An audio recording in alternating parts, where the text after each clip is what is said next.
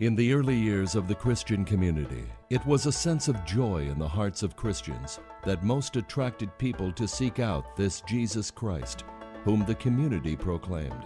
This sense of joy was not a giddiness or permanent good mood. It was a deep sense of peace and gratitude that filled them and showed on their faces and in their voices and in their footsteps. It was a joy and confidence that came from knowing that they were embraced by a love that is constant and faithful. It was a joy that did not depend upon circumstances, and nothing could take that joy away from them. That joy is described in the words of the song, "How Can I Keep From Singing?"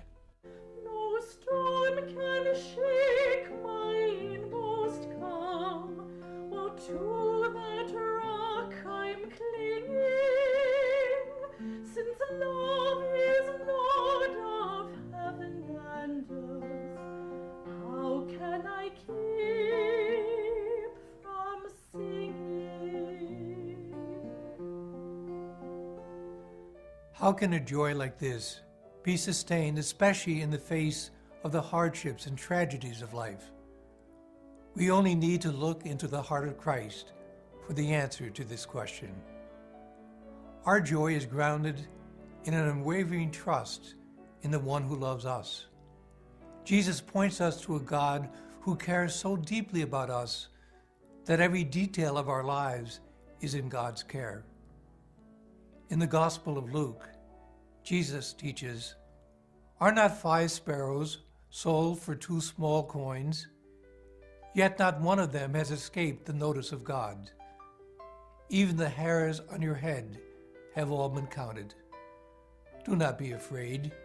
You are worth more than many sparrows." What keeps us from trusting God?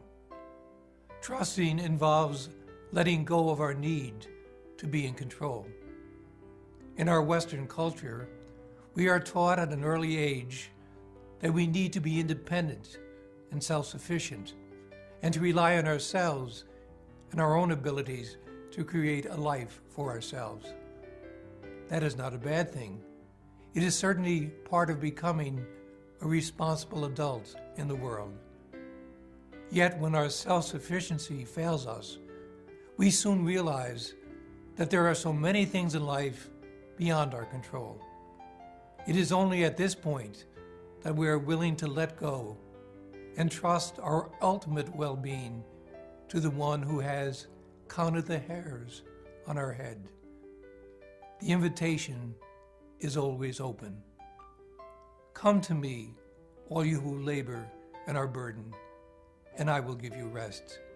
Take my yoke upon you and learn from me, for I am gentle and humble of heart, and you will find rest for yourselves. We can only experience this invitation to come and find rest through prayer. In the Gospels, we see in Jesus one who always makes time to go apart from the crowds, to spend time to connect with his Father. The report about Jesus spread all the more, and great crowds assembled to listen to him and to be cured of their ailments.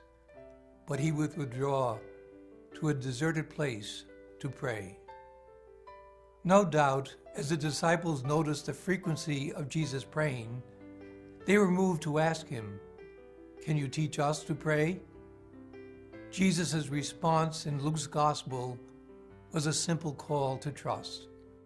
Padre nuestro, que estás en el cielo, santificado sea tu nombre. Venga a nosotros tu reino.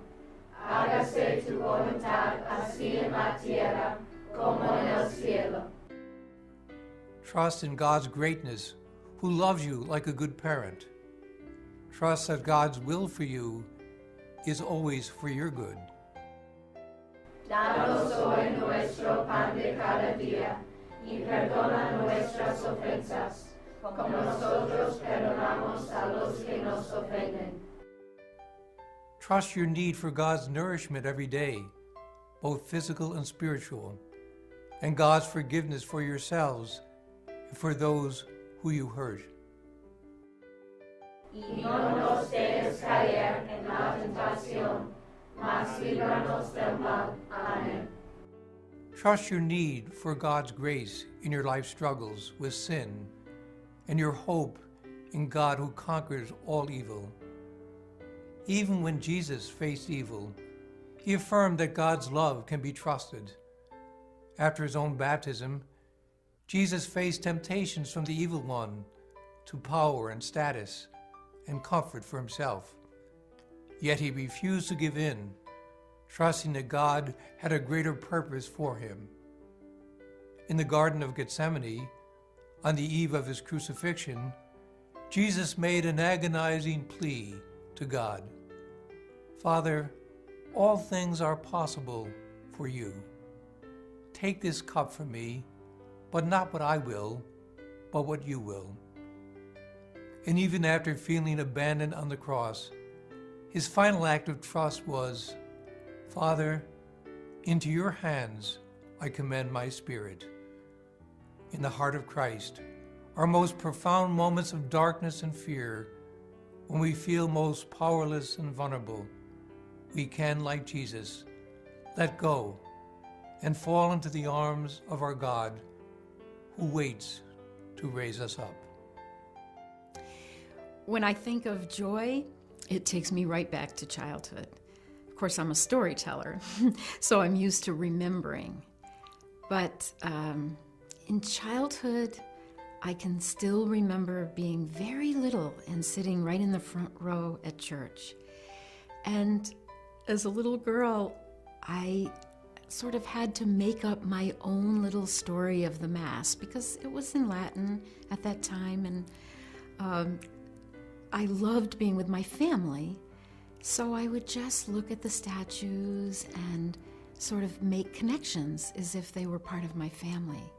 And a big thing I remember is that if I got a little distracted, as children can do, my dad would take my hand and he'd hold my little tiny hand inside his, and it just went deep inside me, that love that we had in our family that then was connected to the love that I had for Jesus and the saints. And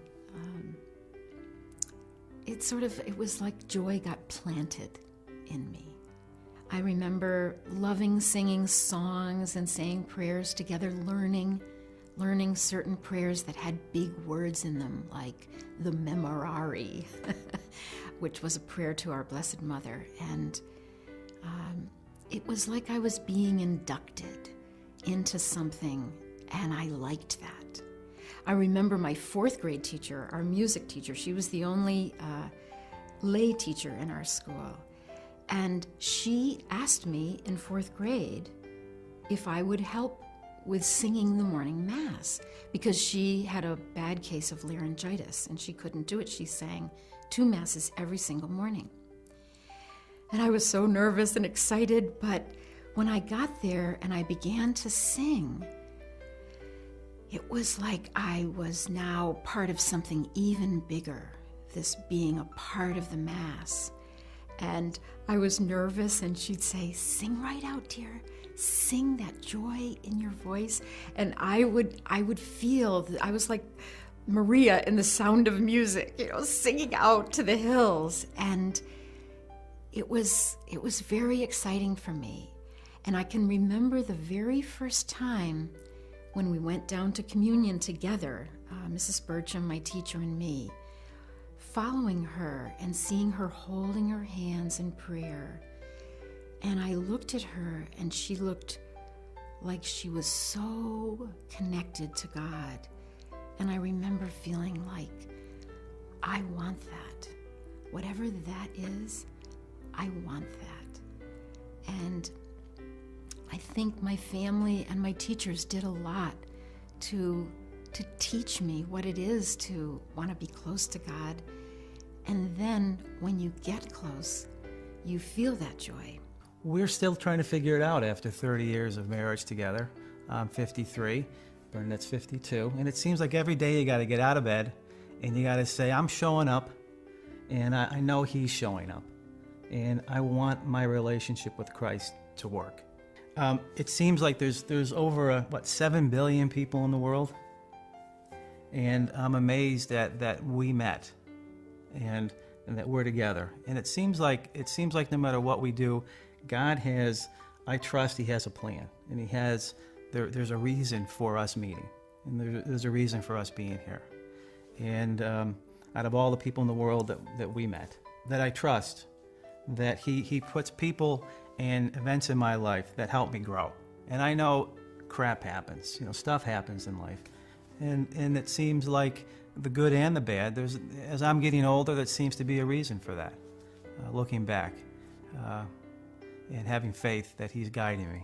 He's guiding us. Yes, and also every time we go through something, which we always go through things, with our 4 sons, with all these years being married, our families, friends, everything, we always go through things, and God always shows up. And he shows up in the most